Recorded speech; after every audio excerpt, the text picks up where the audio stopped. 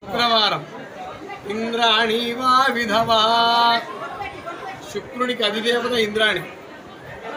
ఇంద్రాణి అమ్మవారిలాగా వైధవ్యం లేకుండా దీర్ఘమైన సౌమంగళ్యంతో వర్ధిల్లు అని వేదం చెప్తుంది. కాబట్టి ఈ శుక్రవారం నాడు అధిదేవత ఇంద్రాణి అమ్మవారిలాగా ఉన్న అధిదేవత ఇంద్రాణి అమ్మవారైన శుక్రవారం నాడు అమ్మవారిని దర్శించి సేవించడం వల్ల వైధవ్యం ఉండదు స్త్రీలకు. ఈసారి శుక్రవారం తోటి మొదలైంది శ్రావణ మాసం. మళ్ళీ స్త్రీలకు అత్యంత శ్రేయస్కరమైనది. మళ్ళీ పాడ్యమికి అధిదేవత అగ్ని.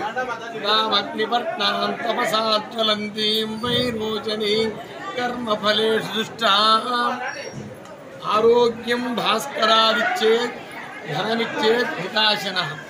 పాడ్యమికి అధిదేవత అగ్ని కాబట్టి బాగా ఐశ్వర్యాన్ని ఇస్తాడు. కాబట్టి ఈ పాడ్యమి నాడు అగ్నిస్వరూపమైన ఆ జగన్మాతను దర్శించడం వల్ల అమితమైన ఐశ్వర్యం కలుగుతుంది.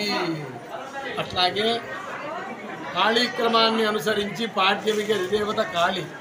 కపాలిని మన షోడశీ క్రమాన్ని అనుసరించి ఈ రోజు అధిదేవత కామేశ్వరి.